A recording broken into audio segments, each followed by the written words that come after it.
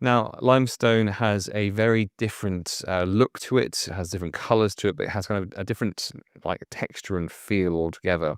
So again, we're going to be starting by just making it not look like a cube, and this is often what we're trying to do when we're first starting with rock making. And the other thing we're going to be doing is ledges. So just some vertical cuts met by some horizontal ones, and we are kind of thinking more horizontal than an undercut or angled. And that's kind of what you want for your main look of it, is just lots of different ledges. Now from here, once you've got an edge that you're happy with, you start doing some vertical lines down into it. And then you can add some horizontal lines. Now these shouldn't go through.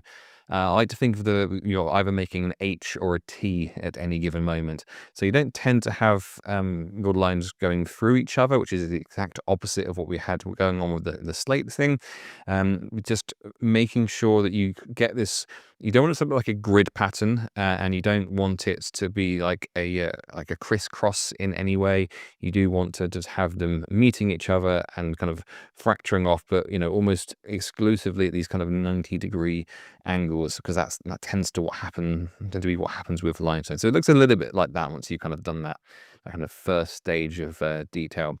Now some of the cracks are going to be deeper than others, so you go back to our knife waggle, so just randomly choosing a few of them and just putting the knife in and just widening a bit.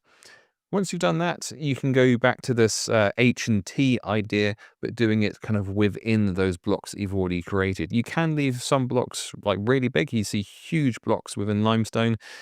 So you can not bother to do this at all, but I like to kind of go into kind of that bit more detail. Now, with our tin foil here to add detail, we're not rolling it like we've done previously. We are pulling it down the surface. We're going vertically downwards to create these kind of erosion channels that you see. And once you've done those, pressing fairly hard for the scratches, and just with the tin foil roll, you want to do that very gently, just to kind of give it a little bit of texture, and that gives you your limestone finish.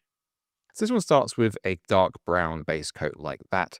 And the first thing I'm going to do is a light dry brush of light grey.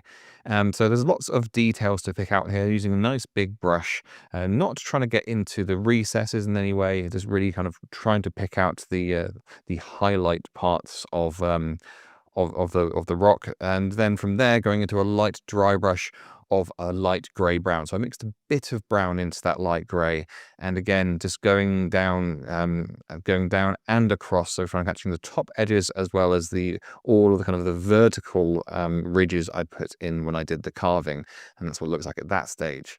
Then I'm doing a horizontal light dry brush in white. So this is pure white and going with a little brush, and I'm going horizontally. So there's lots of downward strokes in terms of the cutting into the foam, and I'm trying to pick them all out by doing a horizontal dry brush in white. And then arguably I could have just not painted this in the first place, but yes, going back over the top parts in a dark brown, because this is going to form the bed of the grass. Now, when you see like limestone cliffs, for example, they have really nice lush grass on top, so that's what I'm going for here. So putting a bit of brown on, putting some glue on, and then I'm putting some bright green static grass on just to kind of finish this off. But in terms of the painting, that's most of the stuff that you need to know. And there's only one more step to do after the static grass goes on, and that's to put on some washes. Now you can choose what you like with some washes, either brown or green. I went for a green shade with this, so I'm using a Athonian Camoshade. Just going to get a little bit on the brush, and then towards the kind of the bottom parts of these blocky structures where the sediment and the water will have kind of gathered together. That is where I'm painting it a bit more green, and that is what your limestone looks like, and that is how you get it to look like that.